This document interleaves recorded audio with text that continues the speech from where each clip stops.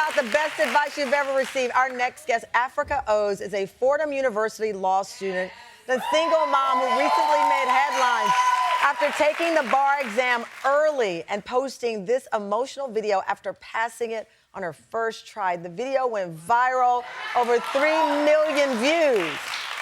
But in truth, her journey to getting there was not an easy one.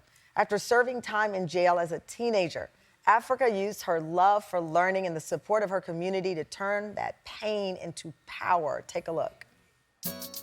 I passed. Nice. I passed. I received one of the highest honors at my law school, took the bar exam early, and I passed on my very first try. But I faced some challenges on my journey to get here. I got caught up and made a mistake.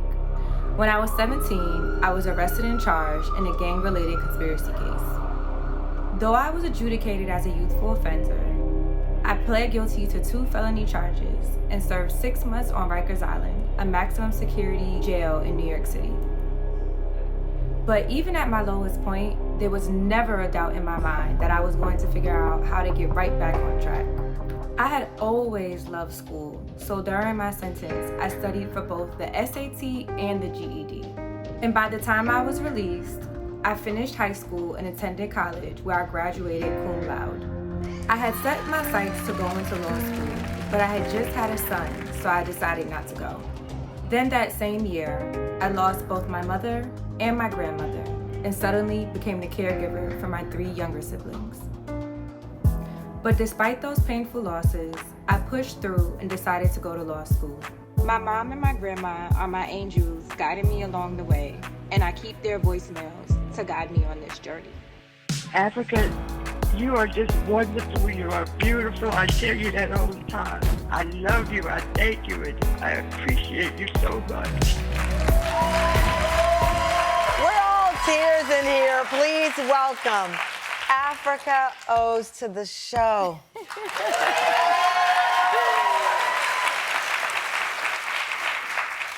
I mean, I'm just crying. Everybody in here is crying. Just by the numbers, you were selected as a pro bono scholar, allowed you to take the bar exam early. As you said, you passed the first time. You're graduating on May 20th. Yes. In addition, you've been selected as the Keefe Award winner at Fordham University. That is the highest student honor. Wow. And you are speaking at your graduation. Yes. and you already have a job lined up at a big law firm. Yes. I'm also the first Black woman student to win that award. You are the first Black female student to win that award. Yes. I gotta tell you, looking at that court video sent me over. Oh, because I can't even imagine. Yeah. And then looking at you now, the best advice you've ever received. You are the master of your own destiny. Yes. You are the captain of your soul. You can turn pain into power.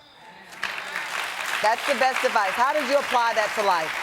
So the full quote from my mom, turn your pain into power or into a good joke. And the way I see it is, you can't control the cards that you're dealt. You can't control what happens to you, but you can control the way you react to it. You can control the way you relate to it. Yeah. So when my mom would say, you know, turn your pain into power or turn it into a good joke, it's her way of saying you can use it to empower you, or you can just laugh at it. Because when you laugh at something, you belittle it. You make it so non-existent.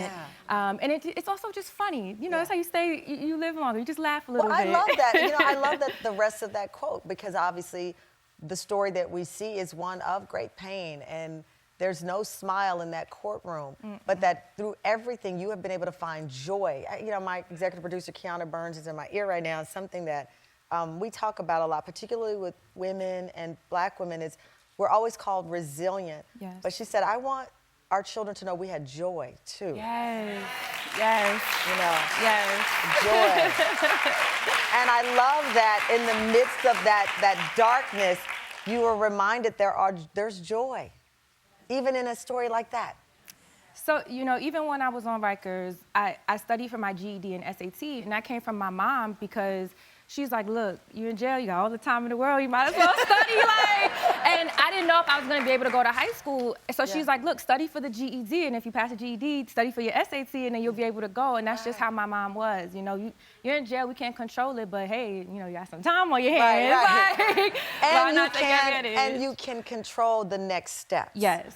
And so you took control of the next steps, and there you were on the steps of Fordham. And y'all know how hard it is to get into Fordham University, and let alone to get this high honor. So now you got a job, the big job, law firm. I mean, when you go back in court, it's very different circumstances now. Yes. Yeah. You know, from being on the other side of the table, you know, being the client and now being the lawyer, I think that's what will make me such a great lawyer is I have that perspective and that experience. I know exactly how to relate to my clients, but I know the system both in and out. I have that knowledge as an attorney, but also as someone who's a client. Would allow empathy, which is so missing in our judicial system, and perspective and understanding, and that is what will make you formidable. And I'm telling you, you'll be the MVP at any law firm, so they all should be trying to get you. Congratulations on everything.